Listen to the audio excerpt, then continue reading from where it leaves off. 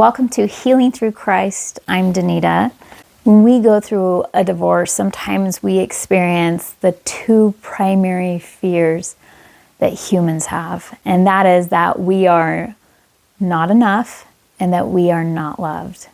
Tony Robbins said that feeling not enough, worthless, and unloved is psychological and spiritual death. That is why it is so important that if you are experiencing these two fears after you go through divorce, that we need to work on healing them and developing the correct belief that you are loved and that you are enough. Today, we're going to take the first step in overcoming these beliefs and helping you to find more peace and joy in your life.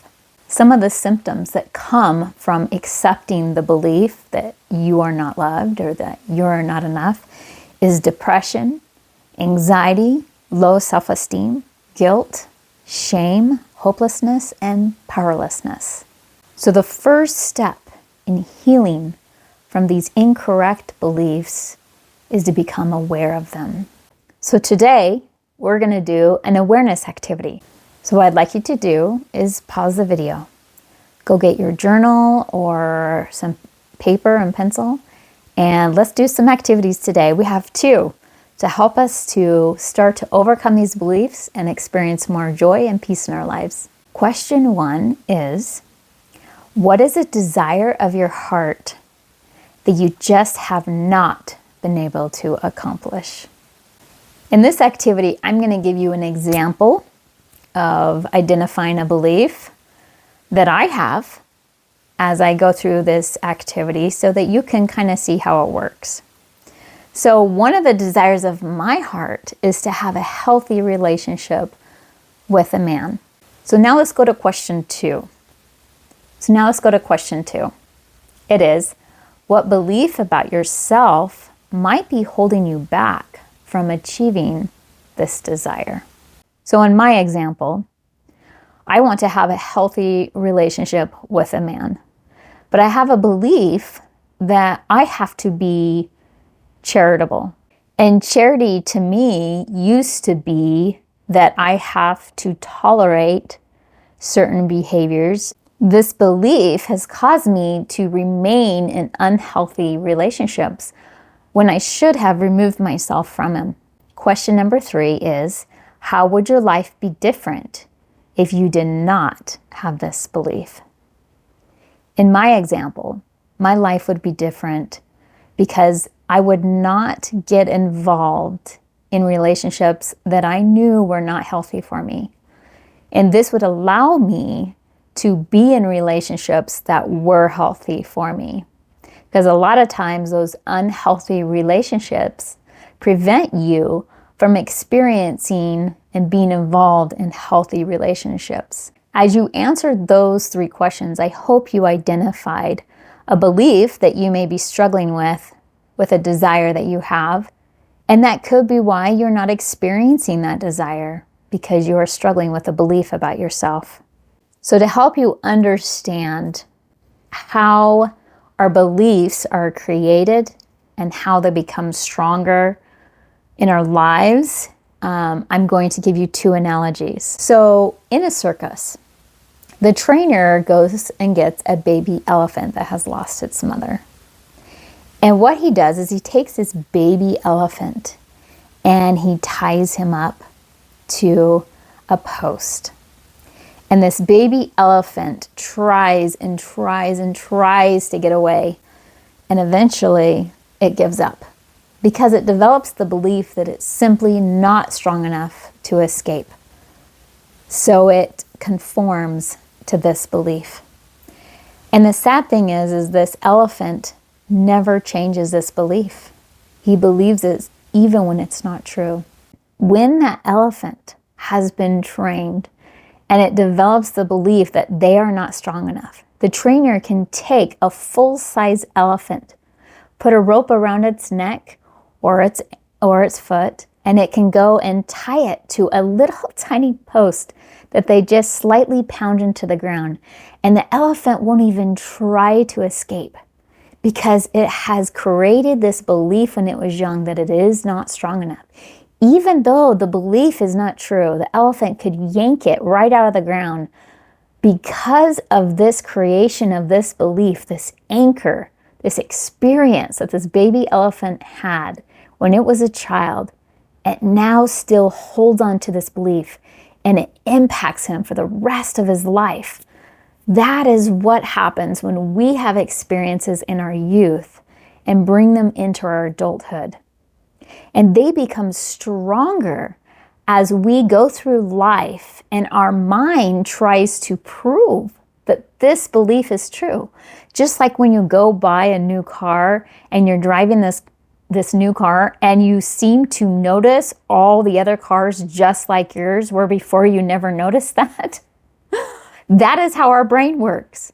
When we create a belief, we look for evidence that it is true. And when we do that, that belief gets stronger and stronger and harder to break. So how do we break this chain around our neck that's holding us back from the desires of our heart, from happiness and from peace? It is with awareness. We have to become aware of this limiting belief and replace it with the truth. So how do we overcome this? How do we break this belief? We've now become aware of it. The next step is to figure out where it started. This next activity will take you through some questions to help you to identify the anchor or the moment that you started to believe this. Most memories can resurface through experiencing emotions. So we're going to tie this belief to an emotion. So I want you to think back to the first activity that we have, and I want you to think about the emotion associated with this belief. And I want you to take a moment, pause the video, and really feel this emotion and write down, name the emotion that you're feeling when you experience this belief. Next, I want you to ask yourself, when was the last time that you experienced this emotion, and what happened? What were your triggers? What caused this emotion? What thoughts were you thinking? And I want you to write down the last time you experienced this. Now I want you to go back the last maybe 5 years and remember another time that you felt this emotion really strong. And I want you to write down what happened and what triggers were there. Now let's go back even further. Now let's go back as far as you can go. Way past all the years. Let's go back to your childhood. I want you to try to remember the first time you experienced this emotion. What happened? This will be your anchor. Now that you've become aware of a belief that you have that's holding you back, and now you know when it started, I want to give you an invitation. For the next week, I want you to be aware of when you feel this emotion again. And I want you to write down your thoughts, and I want you to write down what happens, your triggers, and I want you to become aware of it. And then I want you to replace it with truth. I'm going to share the truth with you, that I want you to replace this incorrect belief that you are not enough or that you are not loved. And I want you to write them down. Choose which one you feel the most connection to. Even if you're not sure if it's true, I want you to try it. Try to replace it. Here are a couple quotes that you can write down. This is from Jeffrey R. Holland. He said, "God doesn't expect us to be perfect. He expects us to keep trying." Joy D. Jones said, "Your worth is not dependent upon your obedience.